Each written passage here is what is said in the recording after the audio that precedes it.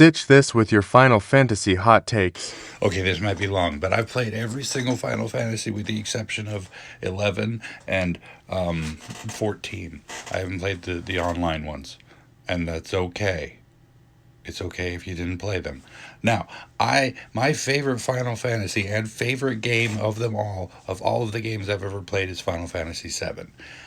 I have two hot takes regarding this. If you think the story was complex or too complicated to understand, you are wrong. It was very simple and straightforward. There were a few kind of muddy bits, but it was very simple, and honestly, I wonder about you if you think that was too complex. But two, I acknowledge that Final Fantasy VII is not the best game in the series. In fact, I would say 6 was probably better. Easily. But I still love Final Fantasy VII for personal reasons, and that's okay. Your favorite game does not have to be the best game. It's favorite for you, and that's okay.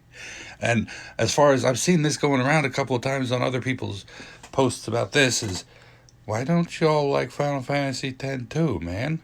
That game was flipping awesome. I mean, the job system was cool. It was smooth transitioning in between each jobs and everything. And then, if nothing else, that Thunder Plane scene was just phenomenal. It was beautiful, man. That was like Final Fantasy in a nutshell.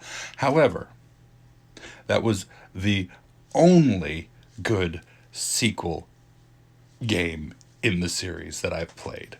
And I love every single mainline one. I did not like any sequel except for 10-2. All of the other ones were... The story was bad, the mechanics were bad, something just put me off of it. Like Lightning Returns, I hated because of the arbitrary time limits. I hate arbitrary time limits. They upset me deep in my core. But yeah, those are my Final Fantasy hot takes.